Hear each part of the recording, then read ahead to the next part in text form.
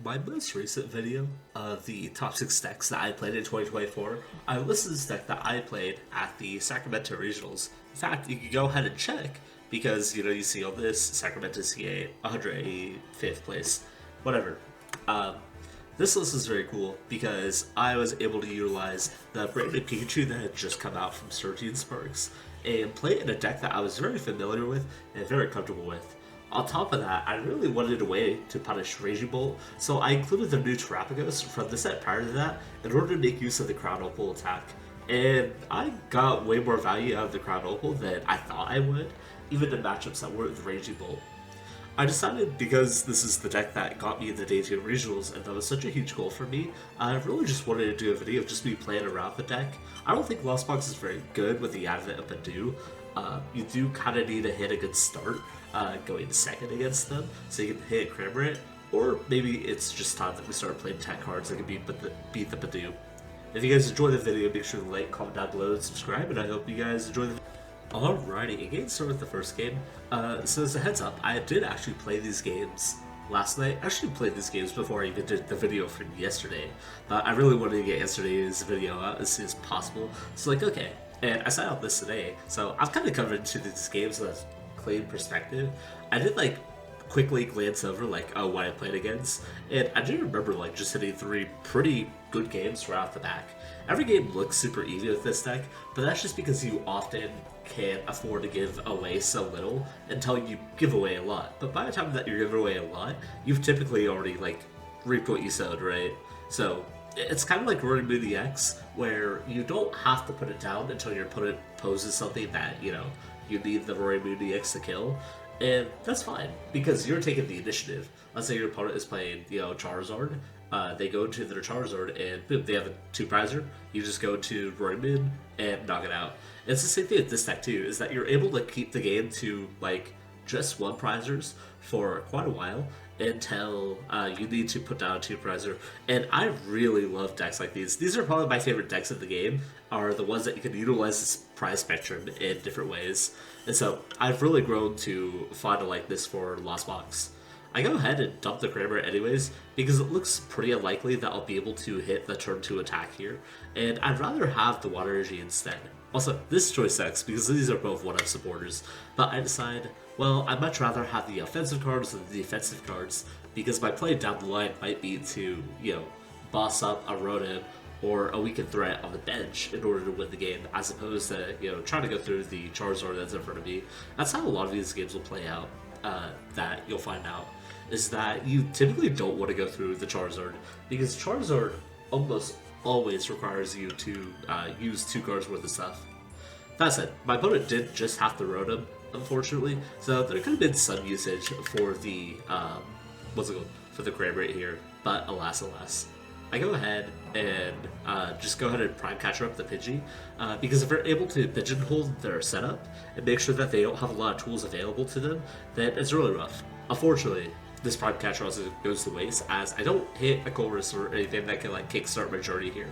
So we're kind of getting off to a slow game, but arguably you can see my opponent's in the better position, just because, they have the initiative to evolve here. Unfortunately for them, it seems like they still can't get their Pidgey evolved, and that really sucks for them. They are going to go ahead and just have a bunch of stuff up here. That said, I do think they pulled the trigger on the Arvin a little bit too late. They get the Pidgey out anyways. Okay, well, now I'm in a bad position, because my opponent has both the Thanes that kind of scare me the most, which is, they have their attacker ready, and they have the Pidgeot. And the Pidgeot's also really hard to take down without a use of a boss or a counter catcher or a prime catcher alongside my Pikachu, who's already kind of committal anyways. That said, I'll happily take down the Pidgeot whenever I can.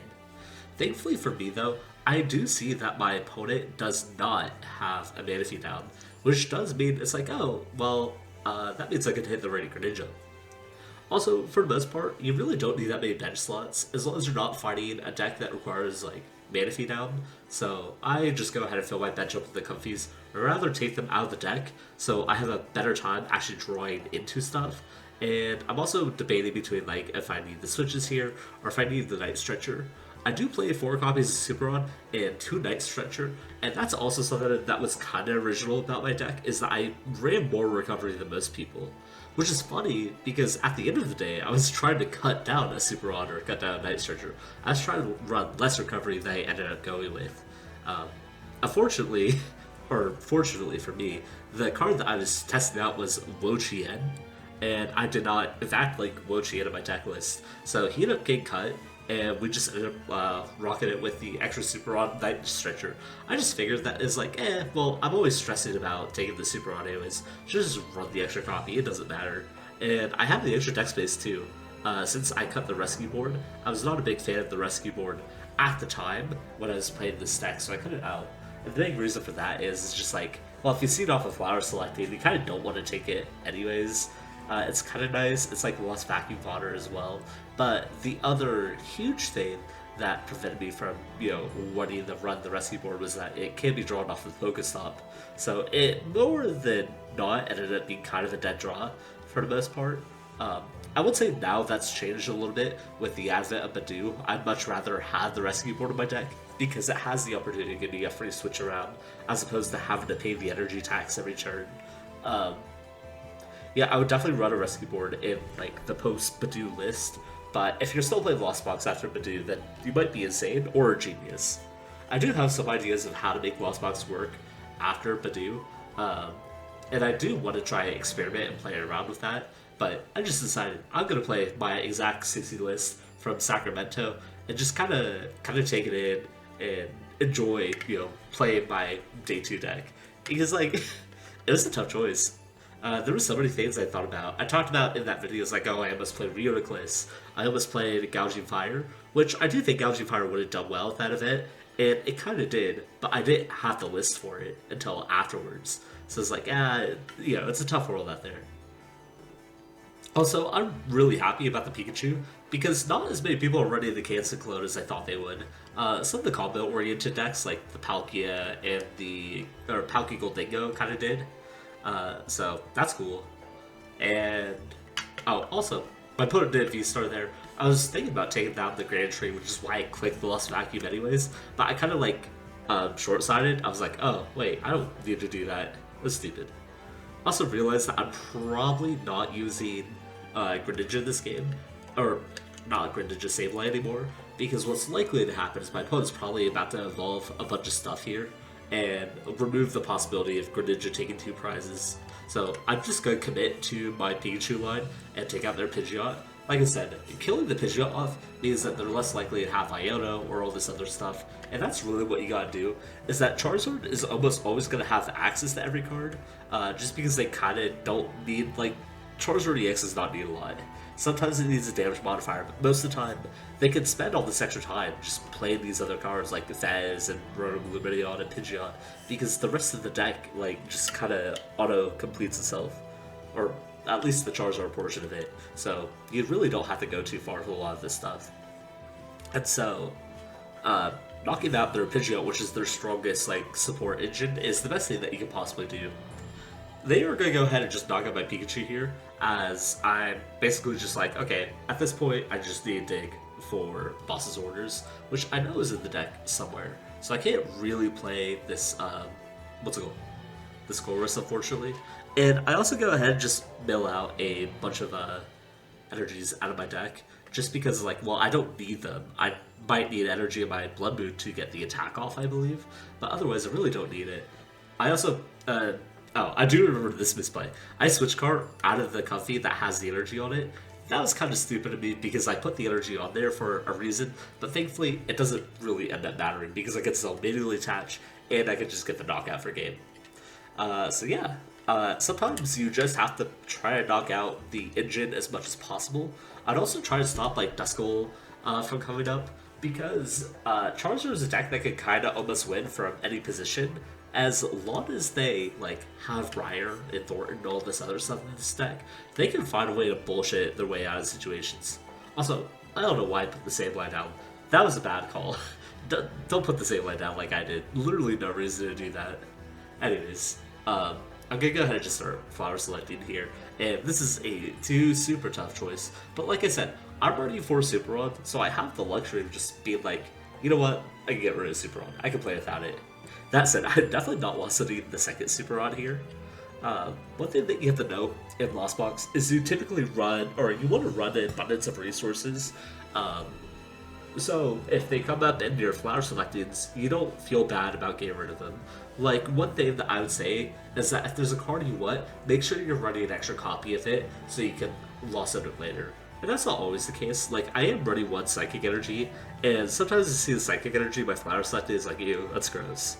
But, I mean, I'm not using Sableye as often as I wish I was, because by the point that, like, Sableye is really good, Radiant Greninja's kind of already done its job, and so I'd rather just stick to Greninja mostly.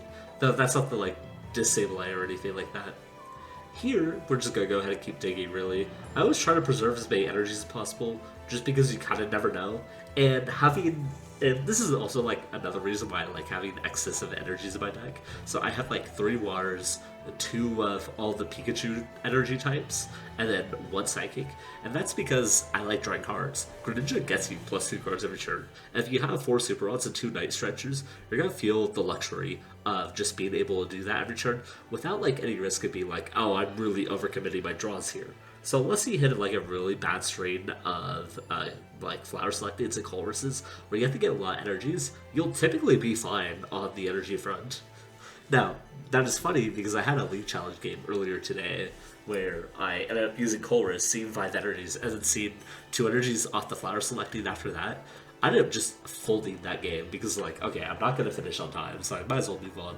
And so I ended up forfeiting that game really early on, just being like, okay, well, we can play out the rest of game 3.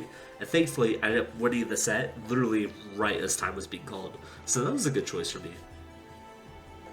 I think one thing that's really cool about single prize decks is that you are almost always in the command of when you're gonna put the resources down or when you're gonna like flip the table on them. Sometimes you start with a 2-prizer and yeah, that obviously blows, but that's not always going to be the case. And so I really like being able to take advantage of that whenever I'm able to. Also, here I'm choosing to use the Greninja to knock out a Duskull and a Hoo-Hoo because, once again, I'm just really... Oh, am I actually going to take out the Pidgeot? I may be taking out Pidgeot. That might be the smarter play. I also get rid of the Terapagos. Unfortunately, there's not a lot of like basic decks running around. But I think I'm setting up the Pikachu because I feel Iono might be coming my way. I know sometimes these decks run like heavy Iono counts, so I kind of want to set myself up, and I know this deck doesn't typically run a Cancel Glow, so I'd rather just have my Pikachu ready, because they can't really interact with it. I mean, they can pull it up, but they can pop its bubble, but without like a Thornton or something like that, it's very unlikely that they're going to hit the Dusclops. If they do that, I'm not getting hand disrupted anyways. You could say if that happens, then I lost a lot of resources. But like I said, we run an excess amount of resources. We'll probably be fine. And then in this specific case, if they like Thornton their Terapagos somehow, I could just use my Radiant Greninja again and take out 2 Hoots and a Duskull. So really good situation here. My opponent bosses my Sableye. And I have no clue why they did this. Honestly, I think they just pulled the trigger. I think they just wanted to boss something. Maybe they wanted to boss the Pikachu, be like, okay, I'm gonna get it over with. But alas, they made the bad play. It's as simple as that. So now, this is actually a really good situation for me, because 1, I can either choose to knock out the Pidgeot, or 2, I can try to knock out even more of their support engine. And honestly, like I said, I'm a huge fan of just taking out these Duskulls every turn, so, you know, big chance I just want to pop them and get rid of them. I'm also going to force my opponent to, you know, get rid of some cards on their bench, and they limit themselves down to Hoo-Hoo and a Duskull, and it's like, ooh, this is perfect, because now I can just go back in with the Greninja. I pulled the Bloodmoon out earlier because if they end up taking these prizes, the Bloodmoon could also just come in and kill the Terapagos. And because they have to re-establish their stadium, it's very unlikely that they'll get the Poofalot set up. So, you know, I'm really just trying to put my opponent into a checkmate situation here where I just have an infinite amount of resources that they can't win because they'll have to kill something and then they'll set Pikachu or Bloodmoon up and then I can win the game from there. So, you know, the worst thing that could happen here is my opponent puts out 2 Poofalots, but like, what are the chances of that, right? They might not even be that version of the deck. But, time for a jump scare. Oh my god, Heavy Ball and Debuflot, who could have guessed? Maybe that's why I didn't set it up earlier. But, this will allow them to bypass, or not get the Terapagos knocked out by the Bloodmoon immediately. But still, it's like, they're staring down a lot of threats here. Thankfully for me, though, I guess in this game, is that the Buffalos, or one of the Buffalos was prized, which made it really hard for them to stop my Radiant Greninja, because it's typically how you attack against the Radiant Greninjas. You put down double Buffalos, and then you protect all your guys from Moonlight Shuriken that way. Anyways, I have the boss's orders, I have Prime Catcher, like, I have a million ways of ending the game. I'm just gonna go ahead and boss up the Pidgeot so I can see the 600 damage appear on my screen and feel a little bit of dopamine from that. I was just talking a little bit about the sequencing, so I guess I'll do that here. So I've developed basically a theorem, or not a theorem, but like a flowchart of how you're supposed to order things. So let's say you have PokéStop, Colress, Greninja, and Flower Selecting all available to you, because you have a lot of ways of card draw. I think the first thing that you should do is PokéStop, because PokéStop might tell you more information. It's the only one that you don't make an input other than clicking the button to PokéStop, right? So you should pretty much always PokéStop first. Then I would use Radiant Greninja, because then you get to see like, oh, did my PokéStop build a certain energy? Do I need to, put this energy in this card so I can super on it back in later? Third is probably the Colress experiment, and this is really where the debate lies between Flower Selecting and Colress, in that you want to be able to tell like what's going to get you the better results. And so the reason behind all of this is that you want to do Colress and Flower Selecting at the very least after Greninja and PokéStop for the most part, is because you have to make a decision with both the Flower Selecting and the Colress. So both using the PokéStop and the Radiant Greninja, which you don't control what they draw you into, means that you're going to have the most information to play with. And same thing with Colress, and that like, sure, you could Flower Selecting first, they could technically give you more information, but you should definitely use the Colress prior to that, because it's the one that gives you the most amount of tools. And the Flower Selecting is such a minor decision, but it can also be a big decision. I mean, you're only choosing between two cards, but sometimes one of those cards can be like the thing that wins you the game. And so I'd rather go through the Colress and see like how much that can influence the rest of my choices going forward, because I'd rather make the big decision that can determine the foundation or the plan work for the rest of the moves I'm making before I have to make a bunch of tinier decisions that would all stack up. And so it's easier to get a grander vision or a grander plan by using the Colress first than it is to use the Flower Selecting Colress afterwards, hoping that like the Flower Selecting is giving me the pieces for something. And so that's my rationality behind like all my sequencing stuff. Also, I have one energy in the deck. That's kind of funny. I don't know where they all went. Honestly, it was renting, maybe a little bit too hard there. But I'm going to go ahead and take out the Hoots. This goes back to like generally how I've been playing the game up to this point, where I'd rather knock out my opponent's support and prevent them from being able to set up. So let's say they had a Noctowl in their hand right now. They could have grabbed like a Research, an Area Zero, or whatever other cards that could have helped them out here. And now they don't. So that's my philosophy there. Oh, also, I want to say, I know a lot of people run the Hesidippity in their Lost deck. I hate it. I hate that card. It allows you to play around the Iona better, which again, Iona's a little bitch. We all know this. But I hate having the extra 2 prizer on the field. It's such a crutch. You should just try to set yourself up to play from better positions. And I think I've got better at doing this the more I play, because I've realized that you don't always have to like overcommit and attack. One of the games I played today, I took my opponent down to 3 prizes like immediately, and then kind of refused to do nothing for the rest of the game. I used Sableye to put chip damage on everything, as I kept trying to like thin down my deck in hand, as my opponent played Iona against me every turn. And then the one turn that they don't play Iona against me and they play Thornton was when I was able to assemble my pieces and take 3 prizes with my Iron Hand ZX, killing either the Pidgeot or the Lumineon that was on the bench that had already been damaged and set up for me. And so that's my rationality with not with just playing around the Iona. And if I had taken like another prize earlier, here's the situation. I could have killed like their Manaphy, for example, and set myself down to 2, but that just leaves it more likely for me to lose to a Briar play. Like, I'm giving Charizard that access to Briar immediately without having to use Thornton, right? So if I leave them at 3, then they have to Thornton to actually, like, get a Duskull on the bench and explode because they were all bench locked.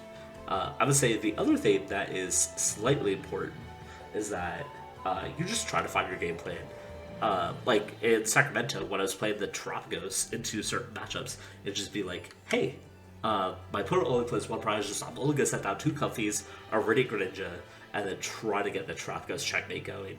And that usually ended up working because they ran out of like double gust options. Like if they have Prime Catcher Boss, then that's the only way that they get past it. Anyways, I just went through all these games, mostly just talking about Lost Box in general. This deck is really cool. I hope you guys enjoyed the video. I'm sorry for not talking about the games as much. If you guys did enjoy it, make sure to like, comment down below, and subscribe, and